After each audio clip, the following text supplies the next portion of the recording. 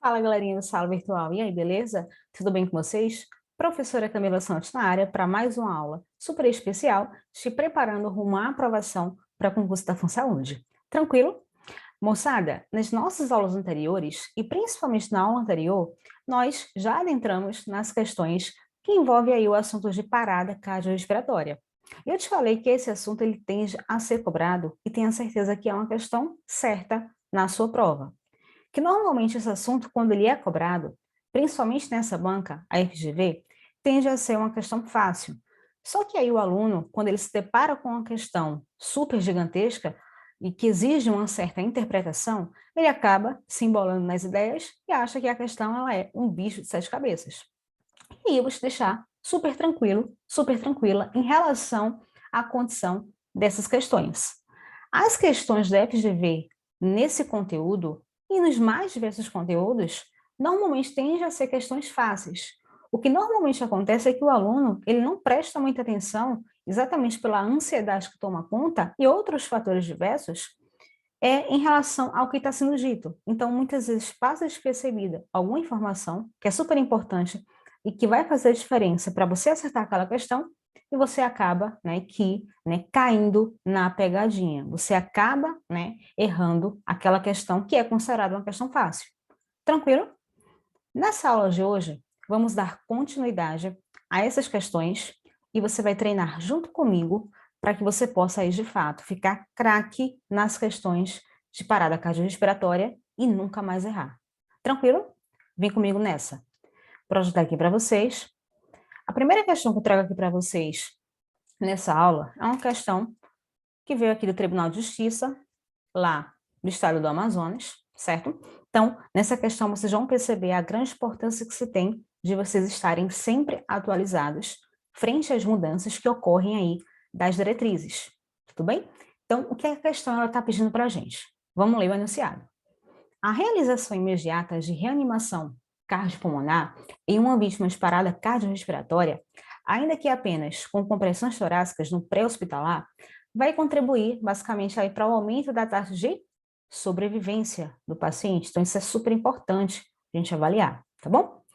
Considerando o protocolo da American Heart Association a respeito das condutas de ACLS, incluindo as mudanças realizadas, analise as afirmativas a seguir. Então, você já percebe que a questão ela precisa que você esteja atento às mudanças. Então, o aluno que não se atualiza, infelizmente, é um aluno do passado. Então, você, aluno e aluna de sala virtual, não vai cometer esse erro.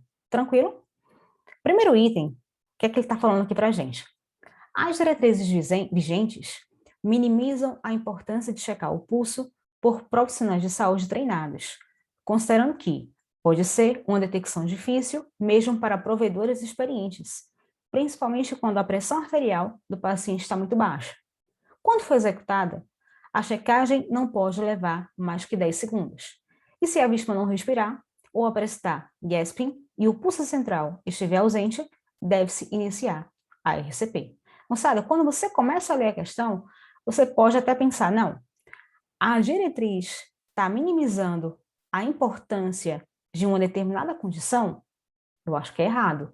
Só que perceba o seguinte, mesmo que o profissional ele já tenha, uma certa experiência, e aí a condição clínica do paciente não está favorecendo, para que ele tenha, uma certeza, um caráter de 100%, de que aquele pulso ele está presente ou não, acontece em algumas condições clínicas, até porque veja a condição do paciente, a pressão do paciente está baixa. Então, isso muitas vezes pode dificultar a checagem do pulso do paciente. Tudo bem? Então, a gente precisa considerar essa ideia aí e o que trouxe, esse item aqui para a gente, tá bom? Então, essa condição clínica favorece que a própria detecção ela torne-se difícil, tá bom? E aí também ele fala em relação, à própria execução dessa checagem, que ela não pode ultrapassar, dos 10 segundos. Lembrando que a própria checagem e a própria checagem da respiração do paciente, elas podem ser realizadas de maneira simultânea, exatamente para poder facilitar e otimizar aí o processo da condução da RCP. Tranquilo? Assim como também perceba que se a vítima não está respirando, Se está aparecendo gasping e aí o pulso central realmente está ausente, já inicia as manobras de RCP. Então não pode perder tempo. A gente percebe aí que tempo não é vida, tempo é músculo, tá? E o paciente aí ele vai cada vez mais sendo, né, condicionado para uma morte súbita, né, a partir do momento que você não começa a demandar as condutas iniciais. Tranquilo? Então esse item tá verdadeiro, tá bom? Segundo item, ele fala para a gente o seguinte: a sequência para atendimento recomendada para um socorrista é que ele inicie as compressões torácicas antes da ventilação de resgate no adulto. A antiga sequência ABC, que condiciona aí vias aéreas, ventilação, né, e a própria condição da compressão torácica, ela passou, né, a ser modificada para CAB. Então, antigamente era ABC, só que aí observou que se inicia-se as compressões de maneira imediata, antes da avaliação da própria via aérea, o paciente ele tem uma maior chance de sobreviver. Então, observou essa condição. Então, aí, tornou-se a partir dessas mudanças. Tranquilo? Então, a assertiva perfeita aqui para a gente, tá bom? Então, já observando que o item 1 e item 2 são corretos, nós já podemos eliminar algumas assertivas que não condizem com a nossa resposta. Então, perceba que a letra A já não é a nossa resposta, certo? A letra B também não é a nossa resposta. A letra D também não é. Então, nós temos aí, sobrando, letra C e letra E. Tranquilo? Então, vamos observar qual vai ser a nossa resposta. Item 3. Quando uma via aérea permeável for estabelecida aí no paciente, as compressões torácicas devem ser feitas e de maneira ininterrupta, certo? Há uma frequência aí basicamente de 100 a 120 compressões por minuto. E as ventilações, há uma frequência de uma ventilação a cada 6 segundos. Então, perceba que se durante um minuto eu tenho 60 segundos, então, uma ventilação tende a ser realizada a cada 6 segundos. Para que eu possa condicionar e observar quantas ventilações serão ofertadas dentro de um minuto, eu vou apenas multiplicar, né, aí, né, pelo valor que vai ser estabelecido dentro de um minuto, que eu vou observar que serão 10 ventilações durante um minuto. Tranquilo? 10 vezes 6, 60, tá bom?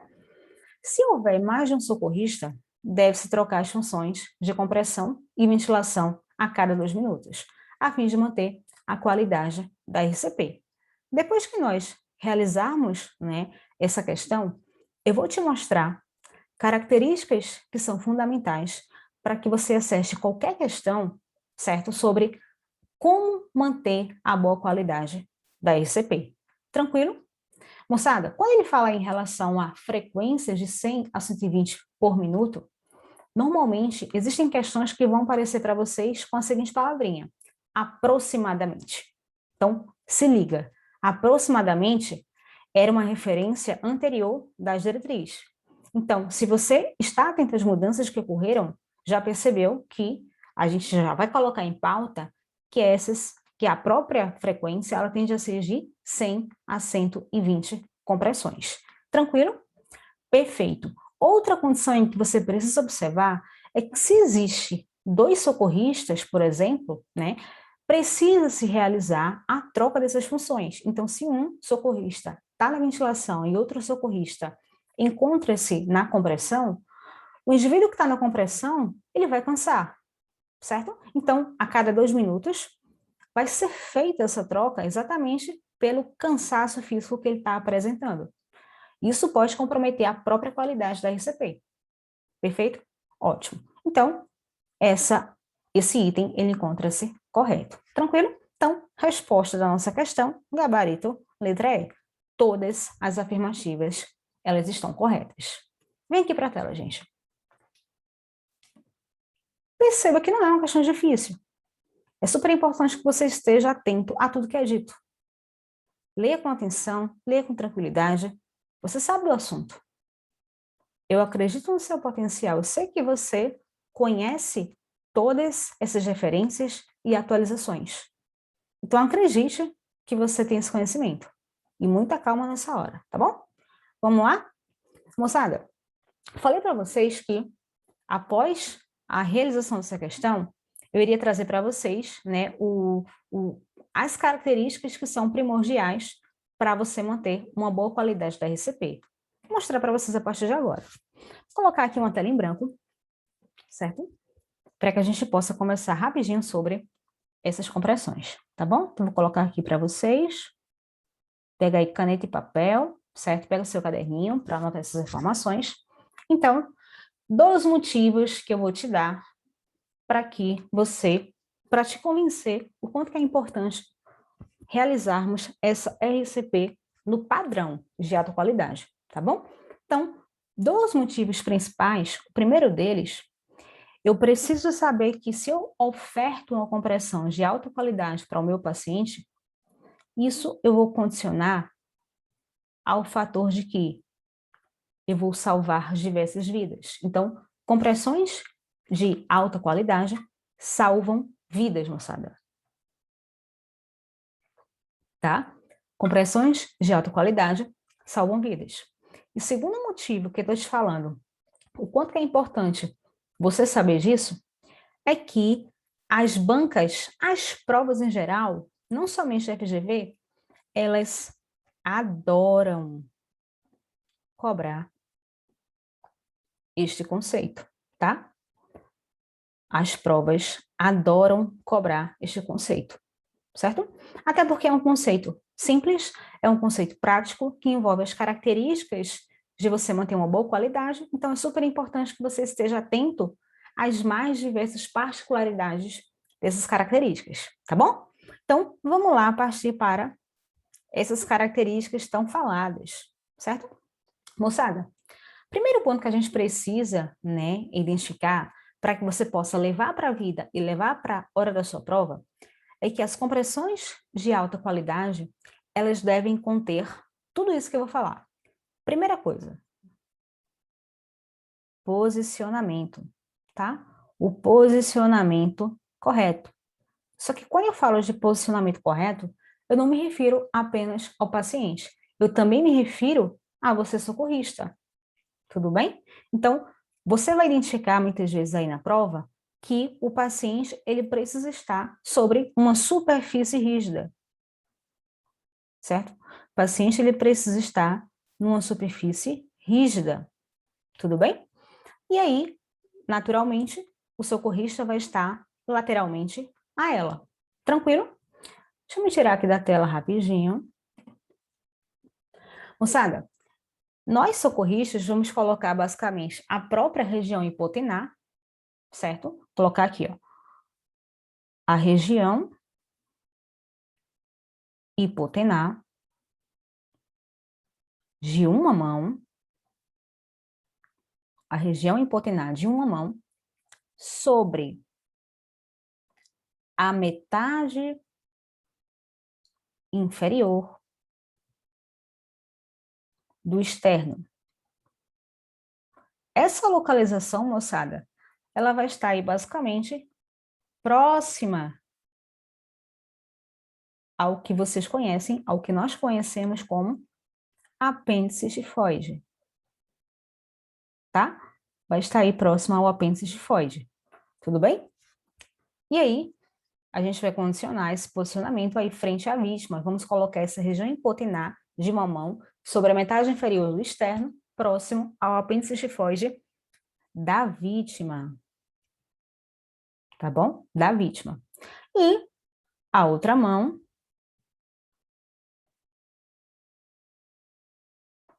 sobre a primeira. E aqui, basicamente, você vai conhecer, né, pelo fator de que você vai estar entrelaçando, né, as suas mãos, tudo bem? Vocês sabem também a informação que os braços do próprio socorrista precisam estar estendidos, diante de uma angulação aí, basicamente, de 90 graus. Então, não esquece dessa informação, que é super importante. Tranquilo? Segunda coisa que eu quero que vocês saibam em relação a essa condição é que vocês precisam manter uma frequência, certo? essa frequência na qual você vai condicionar as compressões, elas precisam ser de 100 a 120 repetições por minuto, certo? 100 a 120 repetições por minuto. Então, é como eu falei na questão anterior. Falei para vocês que algumas questões pode aparecer a palavrinha aproximadamente. Então, cuidado, que isso fazer referência à diretriz anterior. Então, diante das mudanças que ocorreram, observe que a própria frequência ela tende a ser de 100 a 120 compressões. E na hora da prova pode aparecer uma condição na qual você vai avaliar qual vai ser a frequência máxima, qual vai ser a frequência mínima. Camila, como que eu vou direcionar isso? A frequência mínima, ela tende a ser 100, tá bom? 100 compressões. E a frequência máxima, ela tende a ser 120 compressões, tá bom? Então, não esquece dessa informação que é super importante. Tudo bem? Outra coisa, moçada, em relação às características, diz respeito à profundidade. Tá? Então, a profundidade em que, de fato, será condicionado para a realização das compressões, ela precisa ser aí também numa condição máxima e também, né, numa condição mínima. O mínimo que pode ser realizada essa profundidade é de 5 centímetros, tá bom? Então, 5 centímetros é o valor mínimo para a profundidade. E o valor máximo, Camila? Esse valor máximo, ele não pode ultrapassar de 6 centímetros, tá bom? Então, mínimo 5 centímetros, máximo 6 centímetros de profundidade. Tranquilo? Perfeito. Super importante essa informação, que costuma cair também bastante aí nas provas. Tudo bem? Outra informação, moçada, é o fator de que você precisa permitir, tá? Então, permitir o retorno completo do tórax do paciente, tá bom? Então, você precisa permitir o retorno completo do tórax do paciente após cada compressão, tá? Após cada compressão. Então, se liga nessa informação, que eu tenho certeza que tende a cair na sua prova, e você não pode errar, tudo bem? Uma coisa que também costuma cair bastante como característica da RCP de alta qualidade diz respeito às interrupções. Existem questões que vão cobrar de você que não pode interromper de forma nenhuma, tá? Que é inadmissível interromper a RCP por algum curto espaço de tempo, tudo bem? Mas ainda a própria diretriz afirma para a gente vai precisar minimizar essas interrupções. Não é que elas não vão ser interrompidas, até porque se houver, né, a presença de 2 socorristas, vai haver um momento em que essa troca vai levar 2 segundos, 3 segundos. Só que esse tempo não pode ultrapassar, né, basicamente aí de 10 segundos, tudo bem? Então, a próxima informação é o fator de você minimizar as interrupções, certo? Minimizar as interrupções, tudo bem? Então, a gente não pode interromper a massagem cardíaca aí no paciente mais que 10 segundos, tá bom? A gente precisa colocar aí um tempo de menos que 10 segundos e vamos manter a própria proporção aí para o paciente de 30 para 2. Tranquilo? Vamos manter a proporção de 30 para 2. 30 compressões para 2 ventilações, tá bom? E aí, outro fator, só para a gente poder complementar em relação a essa condição, mas que faz parte das próprias características, é o fator de você trocar, né, o massageador,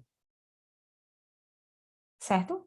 Trocar o massageador a cada 2 minutos,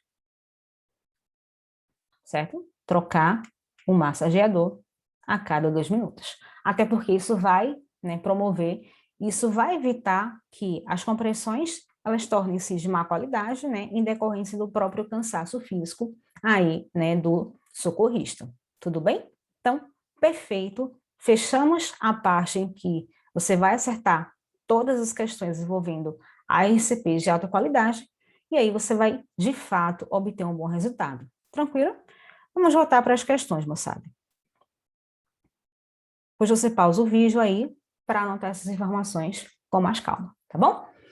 Próxima questão, uma questão aí do Senado Federal. Aí você se depara com ela e aí você pensa, poxa, deve ser uma questão super difícil. Só que acredite, não é só porque é do Senado que é difícil, mas a própria condição de ser uma questão que envolve parada cardiorrespiratória e da banca VGV é uma questão fácil, mas é preciso que você preste muita atenção. Tranquilo? Vamos lá. Considerando a assistência que deve ser prestada em uma situação de emergência envolvendo trauma, a sequência padronizada para o atendimento no suporte de vida no trauma é: moçada, a primeira coisa que nós precisamos avaliar nessa questão é que ela não está envolvendo PCR, ela não está envolvendo parada cardiorrespiratória. O que nós estamos identificando é que ela está falando aqui para a gente sobre suporte de vida trauma. Então, é o protocolo que nós conversamos em aulas anteriores, principalmente quando falamos sobre a avaliação inicial ao paciente politraumatizado. Então, a gente começa através do A, B, C, D, tudo bem? Então, a avaliação da via aérea, estabilização da própria coluna cervical, né, condicionar o fator aí da própria respiração e ventilação do paciente, né, o C, né, tá envolvendo aí a própria circulação, né, do paciente. Muitas vezes o paciente tem a presença de hemorragias, certo? Então, a gente precisa observar a perfusão tecidual do paciente, as condições, né, que vão favorecer para que aquele paciente ele está com a pele fria, pegajosa ou não. Então, a gente vai poder identificar previamente esse C. Então, a gente só pode passar do A para o B, do B para o C, quando nós resolvermos cada situação. Tudo bem?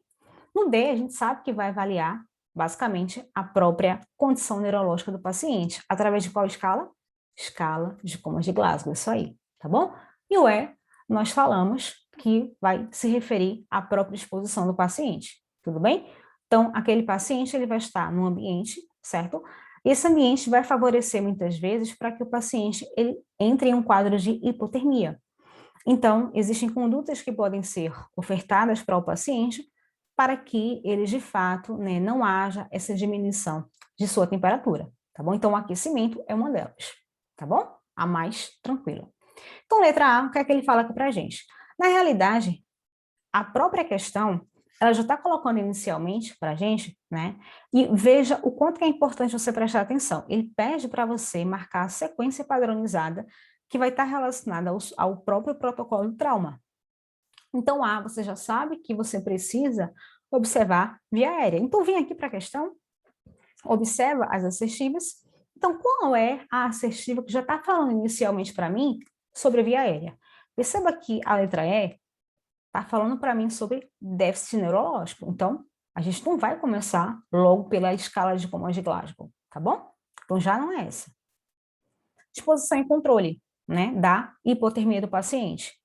Já falamos que essa condição ela vai ser a última a ser avaliada, tá bom?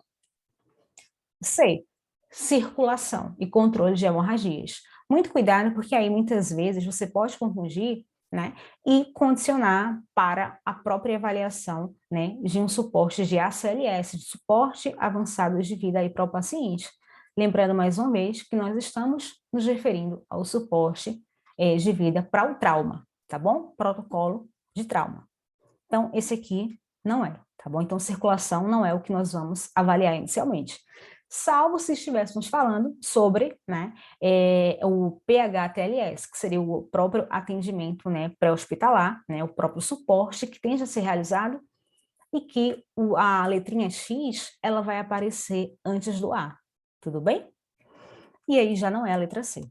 Letra B fala em relação à respiração e exame de tórax, certo? Respiração e exame de tórax. Essa condição vai ser a letra B, então é a segunda condição a ser realizada, tudo bem? Veja que trocou aqui, ó, vias aéreas prévias com respiração e exame do tórax, tudo bem? Então já não é essa.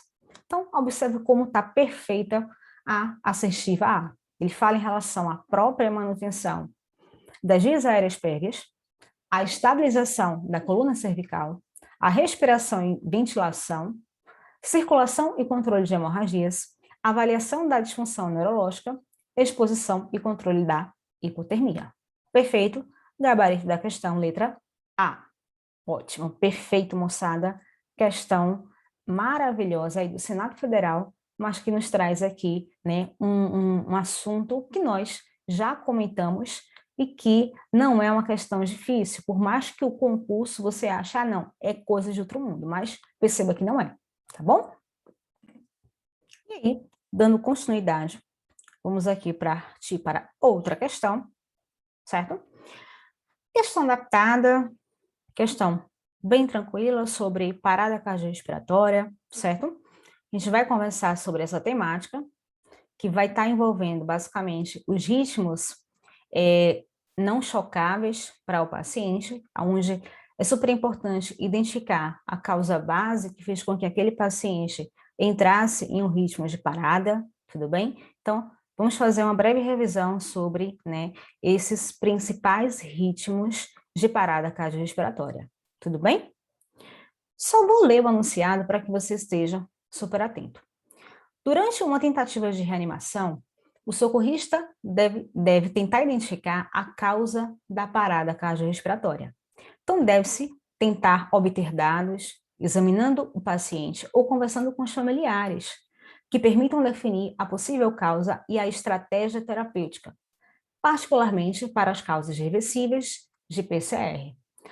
A maioria das causas de parada, ela pode ser resumida aí pelo próprio mnemônico, que eu tenho certeza que você sabe, os 5H e 5Ts. Tranquilo? Qual das seguintes alternativas não contempla esse mnemônico? Vamos revisar?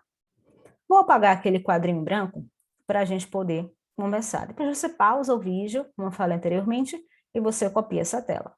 Então, tira um print, mas anota essas informações no seu caderno, tá bom? Na hora da prova, você também não vai poder consultar esse print da tela, beleza? Deixa eu me tirar aqui da tela para a gente poder falar um pouco sobre esses ritmos de parada, certo? Moçada, quando a gente fala sobre os ritmos de parada, nós já conversamos que eles basicamente vão ser 4. Só que eu vou ter aqueles ritmos no qual eu considero chocáveis e eu vou ter os ritmos não chocáveis. Tá? A questão está pedindo para a gente avaliar, basicamente, qual seria, né, a base em que o paciente ele apresentou e que condicionou para que ele pudesse ter uma parada cardiorrespiratória. Então, qual era a comorbidade, ou melhor, o que aconteceu para que ele fosse conduzido a uma parada cardiorrespiratória? Tranquilo? Então, vamos conversar sobre isso a partir de agora. Deixa eu até mudar aqui a cor da caneta, certo? Moçada, o líder da PCR, ele tem um papel mais importante do que meramente, né, verificar a própria qualidade da RCP, né, de camarote, que ele vai estar observando isso. Então, ele precisa também, além de seguir, né, todo o protocolo que nós já sabemos, né, pensar na própria causa da PCR e também de modo que possa sugerir medidas que possam reverter essa condição. Então, no calor do momento, é comum a cabeça querer dar um branco, certo? Então, por isso, é clássica e realmente útil o próprio decoreba, né, dos 5Hs e 5Ts, certo? Então, corrigir a causa vai permitir que o paciente ele retorne mais facilmente à própria, né, para que ele tenha um retorno da circulação espontânea, tá bom? Então, o retorno da circulação espontânea e também isso vai promover para que seja evitado uma nova PCR, tá bom? Então, aqui vai, a partir de agora, um mantra para que vocês possam aí levar para a vida de vocês, tá bom? Precisa saber, galera, tá? Vamos lá, então? Perfeito. Primeira condição que eu preciso aqui colocar em pauta para os 5Hs, primeiro deles, eu falo sobre a hipovolemia, certo? A hipovolemia. Mas, Camila, e qual seria a solução a partir do momento que nós identificamos que a causa base que levou esse paciente a ter uma PCR, né? A partir do momento que eu identifico que ele teve, de fato, que levou ele a ter uma parada cardiorrespiratória, que a causa foi uma hipovolemia. O que é que vai ser feito? O que é que vai ser realizado?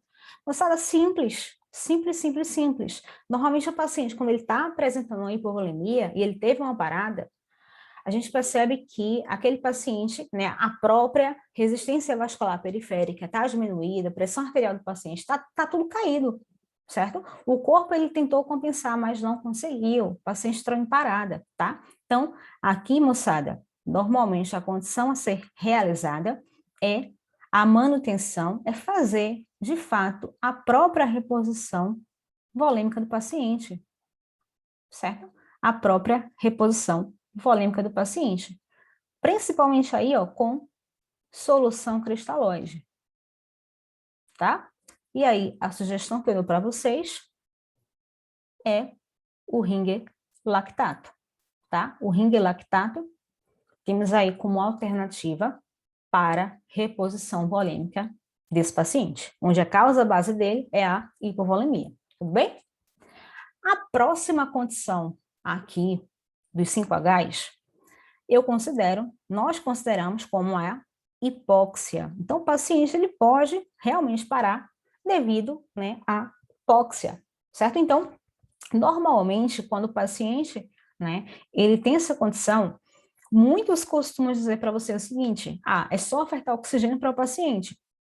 Moçada, só que não é bem assim. Nós sabemos que oxigênio também é um medicamento, a gente também não pode ofertar oxigênio de maneira com que, né, ocorra uma hiperventilação no paciente, tá? Então, o que normalmente se faz para essas condições, priorizam na realidade, né? Então, priorizar a ventilação, certo? Então, priorizar a ventilação e a aquisição de via aérea avançada, tá?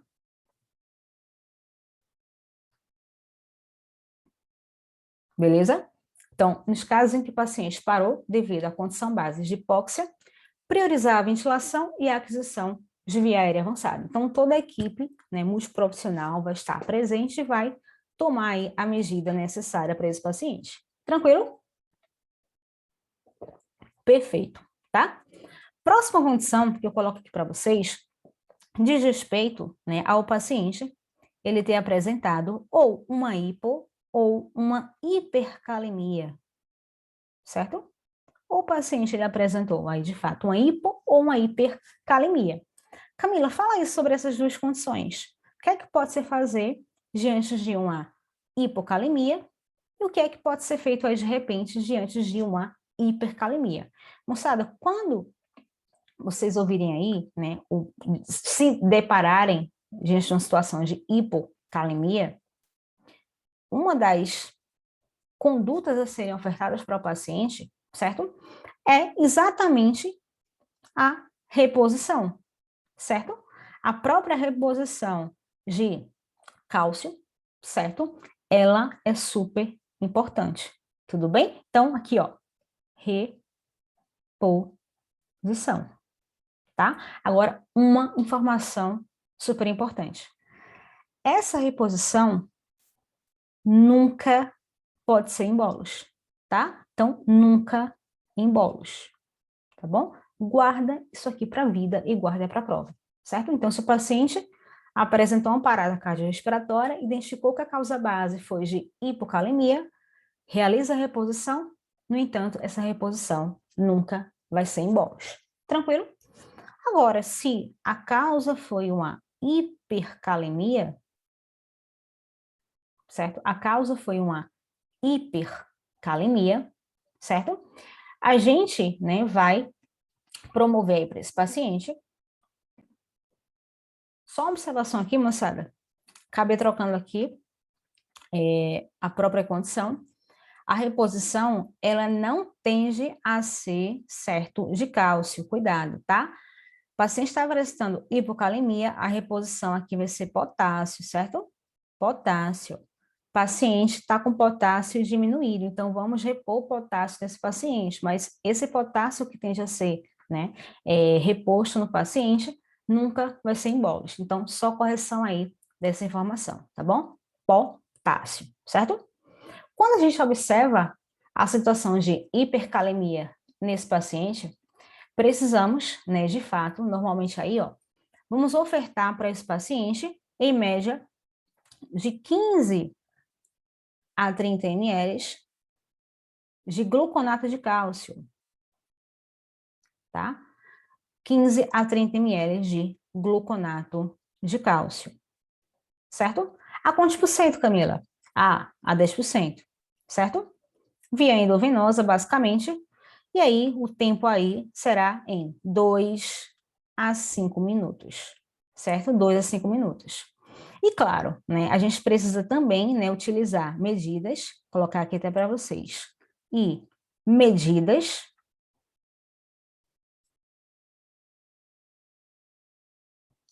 para shift, vou explicar para vocês o que é isso, e excreção de potássio, certo? Shift e excreção de potássio. Moçada, grave essas informações que são super importantes. Com certeza você talvez aí nunca tenha ouvido falar sobre essas informações. Claro que sobre hipocalemia e hipercalemia, tudo bem. Agora perceba aqui, na hipocalemia, vou realizar a reposição, certo, de potássio, mas essa reposição, ela não pode ser em bolos. Agora, se o paciente, de fato, ele condicionou para uma parada e foi hipercalemia, realizar 15 a 30 ml do gluconato de cálcio a 10% via endovenosa em 2 a 5 minutos e realizar medidas de shift e excreção de potássio. Mas, Camila, o que danado é esse shift? É o shift de computador, é?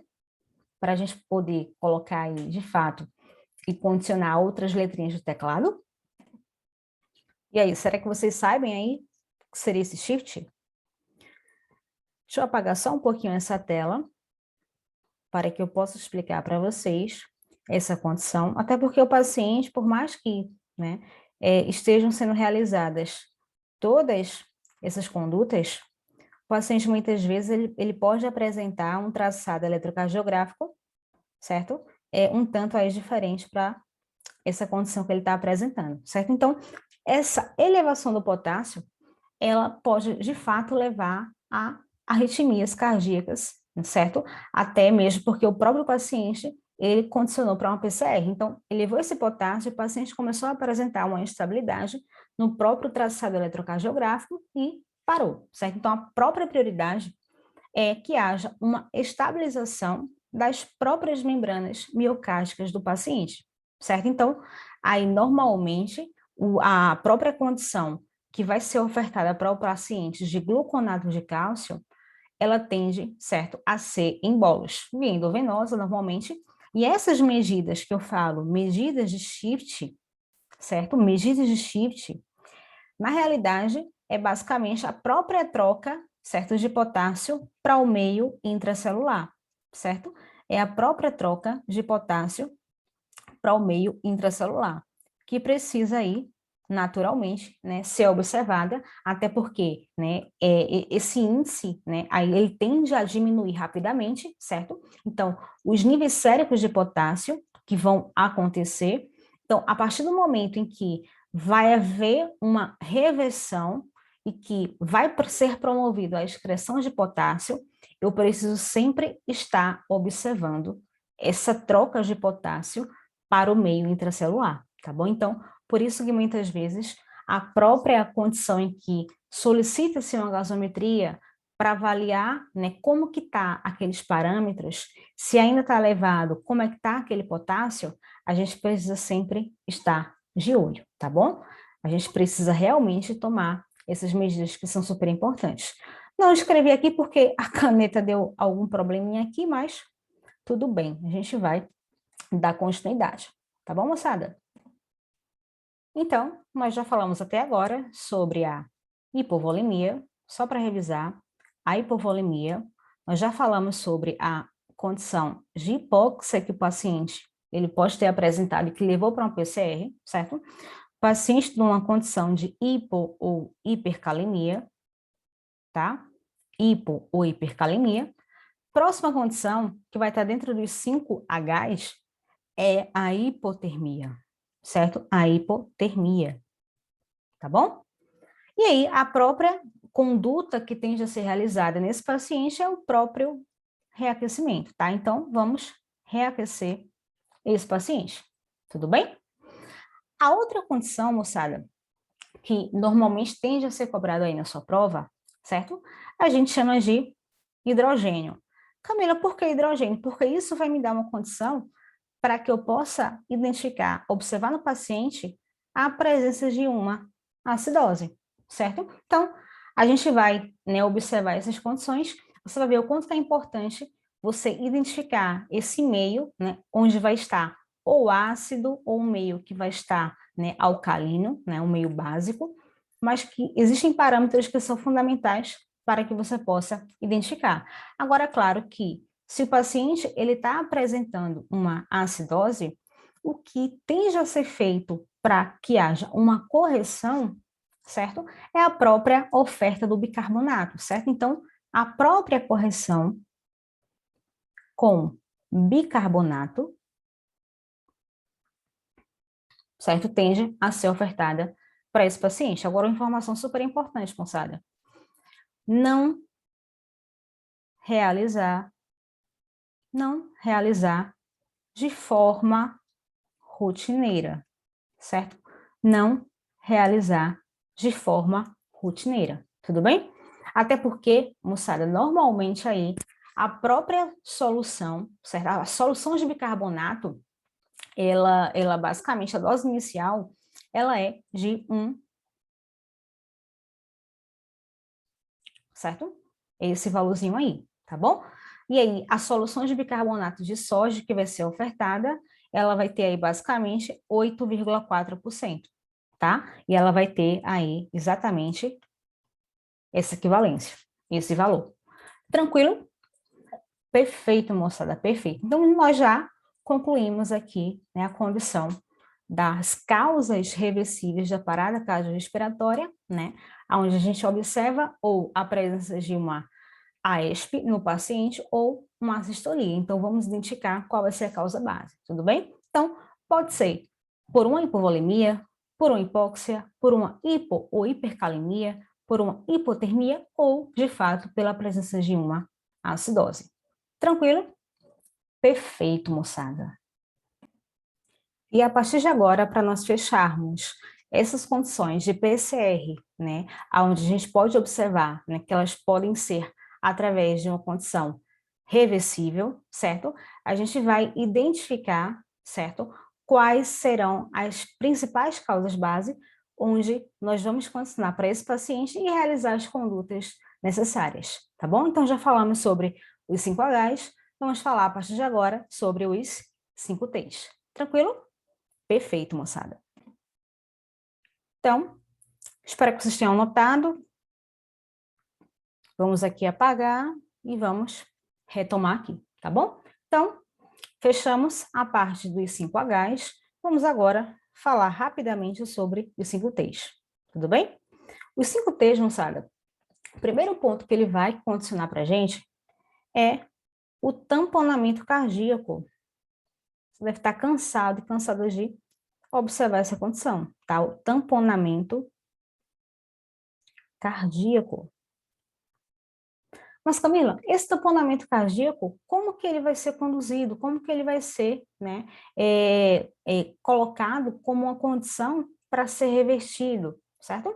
Normalmente, né, a própria equipe, certo?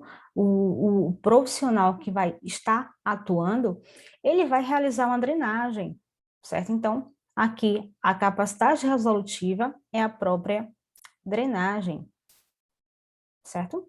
A drenagem, até porque ela vai ser feita aí dentro de uma certa urgência para o paciente. Senão ele vai ter, de fato, um risco, né, de ter outra parada cardiorrespiratória, tá bom? Então, precisa drenar esse líquido, de fato, que está nessa região, tá bom? Outra situação que nós precisamos observar é a presença, certo, daquilo que nós chamamos de tamponamento torácico, certo? O que vocês conhecem como pneumotórax hipertensivo, certo? Então, tamponamento torácico, tá? Tamponamento torácico é aquilo que vocês conhecem como pneumotórax hipertensivo. Veja que a própria nomenclatura, muitas vezes, talvez você nem conhecia como tamponamento torácico, certo? Mas aí você vai levar em consideração que trata-se do pneumotórax hipertensivo. Tranquilo? E, mais uma vez, essa condição também vai permitir com que seja realizada a própria drenagem, tá bom? Não sei como que vai estar a própria condição na sua prova, mas aqui já vou deixar claro para vocês, certo? Que a drenagem anterior do tamponamento cardíaco, a punção que tende a ser realizada, chamamos de punção de Marfan, certo? Punção de Marfan. Vai que cai na sua prova. Então, aí você vai lembrar da professora aqui, tá bom? Então, tamponamento torácico, a gente vai observar aí o famoso pneumotórax hipertensivo no paciente. Realizar, mais uma vez, drenagem aí de urgência nesse paciente. Tranquilo?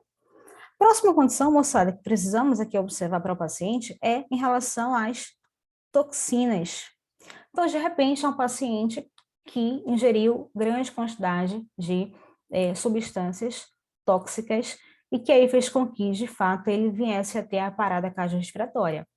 Então, um exemplo que eu posso citar para vocês, e que é muito comum acontecer, é a intoxicação por opioides, certo? Intoxicação por opioides. A morfina é um exemplo, tá bom? Então, nesses casos, é super importante que haja, né, a própria realização, tem que ser realizado aí, ofertado para o paciente, o antídoto, certo? Ou o antagonista dos opioides, que aí ele é conhecido como naloxone, tá? Naloxone, naloxona, tá bom? Vai depender aí do próprio fabricante, tudo bem? Outra coisa super importante diz respeito à trombose, certo? Então, outra condição que vai estar dentro dos 5Ts é a trombose pulmonar, tá bom? É o famoso TEP, certo? Trombose pulmonar. E aí, normalmente, a gente precisa, né, nesses casos, otimizar a ventilação aí para o paciente, certo? É uma das condições a serem ofertadas como conduta, tá? E aí, deve-se considerar também a própria trombólise, certo? Considera-se também a própria trombólise, tá bom? E a última situação é a trombose coronária, tá? Trombose coronária. E quando eu falo de trombose coronária, já entramos em ênfase aí com o próprio IAM, certo? O próprio infarto agudo do miocárdio já teve essa condição em que, né, existe a própria trombose coronária, algum tipo de obstrução, né, em alguma artéria importante, certo? Uma das coisas mais importantes como condutas a serem ofertadas para esse paciente que teve a parada cardiorrespiratória e a causa base foi trombose coronária, equivalente de um infarto, é exatamente a própria manutenção da pressão arterial diastólica. Então, aqui, ó, manter a pressão arterial diastólica acima dos 20 milímetros de mercúrio, tá bom? Manter a pressão arterial diastólica acima dos 20 milímetros de mercúrio. E também, do mesmo modo, considerar trombólise, tá? Também considerar trombólise. Tranquilo, moçada? Agora que nós abordamos todo esse fluxograma de atendimento inicial, a gente vai, a partir de agora, resolver a nossa questão. Tranquilo? Perfeito, moçada. Vamos aqui observar. Já lemos a questão, ele quer que nós identificamos aquela alternativa que não vai contemplar esse mnemônico, os 5Hs e 5Ts. Então, vamos aqui inicialmente. Nós já observamos que a hipóxia, ela faz parte, né, dessa condição, então, ok. Toxinas também faz parte, certo? Trombose coronariana, né? Trombose coronária, acabamos de falar sobre ela. Temos também aqui a hipovolemia, tudo bem? Perceba que a hipoglicemia, ela está aí de enxerida, tá bom? Então, ela não contempla esse mnemônico. Tranquilo? Então, gabarita nossa questão, letra C, tá bom? Perfeito, moçada, perfeito, perfeito, perfeito. Próxima questão fala aqui o seguinte: em adultos, qual é o tempo ideal para a aplicação do primeiro choque no caso de uma parada cardiorrespiratória em fibrilação ventricular, já que nesse período o coração se encontra em ritmo de fibrilação ventricular grosseira, o que facilita a reversão para a desfibrilação. Moçada, falamos sobre esse ponto quando apresentamos o próprio fluxograma, a própria condição de protocolo para, né, realização, né, daquilo que vai ser feito, né, nessas condições de parada, da fibrilação ventricular. Então, nós vimos no próprio fluxograma que esse tempo aí que vai compreender essa reversão pela própria desfibrilação, sinceramente, parece que a questão está de brincadeira com a gente, né? Aluno em aluno de sala virtual não vai errar uma questão como essa. Já vimos toda essa condição, todas as condutas que têm a ser realizadas para esse paciente, tudo bem? Então, moçada, quando a gente fala sobre, né, essa aplicação do choque que vai condicionar, né, pela própria reversão dessa condição de fibrilação do paciente, de parada, a gente precisa observar que esse primeiro choque que vai ser ofertado, né, para que haja um sucesso e que a gente oferte uma desfibrilação precoce, ele vai estar dentro dos 3 a 5 minutos da PCR, tá bom? Após, né, esse momento que ele teve essa parada, certo? Até porque cada minuto que está sendo, né, colocado aí, né, em vista dessa condição de arritmia para esse paciente, as chances de sobrevivência, cada vez que vai se passando esse tempo, né, as chances desse paciente sobreviver são muito pequenas, são muito baixas, certo? Então, a gente precisa, né, realizar todo esse suporte, principalmente com a própria RCP, essa redução, ela cada vez mais gradual, certo? E aí, basicamente, o paciente, de fato, ele tende a vir a óbito. Tudo bem? Perfeito, moçada. Gabaritando essa questão, letra B. Próxima questão, ele fala aqui o seguinte: são recomendações da American Heart Association do ano 2015 para uma reanimação cardiopulmonar efetiva e eficiente no adulto, exceto, perceba mais uma vez que a questão está falando para a gente sobre as condições que demonstram a alta qualidade das compressões, tudo bem? Então, olha o que está sendo colocado aqui em pauta para a gente. Vocês já sabem que a frequência dessas compressões, elas precisam ser condicionadas dentro de compressões de 100, que vai ser o valor mínimo, e de 120, o valor máximo. Então, vai ser 100 a 120 compressões por minuto. Então, nós sabemos que essa condição, ela é verdadeira. A questão está pedindo para que você marque o exceto. Então, aquilo que não condiz com a efetividade e a eficiência dessa manutenção da massagem cardíaca no paciente, é a própria condição em que você vai observar aquilo que não condiz com as características que nós citamos, tá bom? Perceba aqui também que a questão fala da própria condição de você permitir o retorno total do tórax após cada compressão. Também falamos sobre essa característica peculiar. Então, veja, tá tudo bem tranquilo. Outra coisa super importante é o fator de você não apoiar-se sobre o tórax da vítima entre as compressões. Você sabe em relação ao próprio posicionamento correto, certo? Das mãos entrelaçadas, né? O fator em que você vai estar bem posicionado, em que você vai estar, de fato, dentro de uma angulação de 90 graus. Então, apoiar-se sobre a vítima já vai ser uma condição para um RCP de má qualidade, certo? Então, isso aqui está correto, a gente não pode se apoiar. Agora, perceba aqui, ele está falando que a profundidade das compressões, elas devem ser no mínimo de 3 centímetros. Perceba que falamos sobre profundidade das compressões. E eu falei para vocês que o mínimo seria 5 centímetros e que não poderia ultrapassar 6 centímetros. Tudo bem? Então, a condição mínima, 5, condição máxima, 6. Aqui fala compressões mínimo 3 centímetros. Então, gabarito na nossa questão, letra B. Perfeito? Ótimo, moçada. Última questão, para a gente poder finalizar com chave de ouro esse bloco, fala aqui o seguinte para a gente. Independentemente da técnica utilizada para aplicar ventilações, durante a reanimação cardiopulmonar, é necessária a abertura de via aérea. Se houver suspeitas de trauma, certo? Se houver suspeita de trauma, o socorrista deve utilizar a manobra G. Veja que não é só para você saber qual o nome da manobra. Isso é que você sabe. Você sabe que vão existir basicamente aí duas para serem feitas. Só que em casos em que há suspeita, né, de traumas de fato, né, a gente vai, né, evidenciar que apenas uma vai poder ser realizada.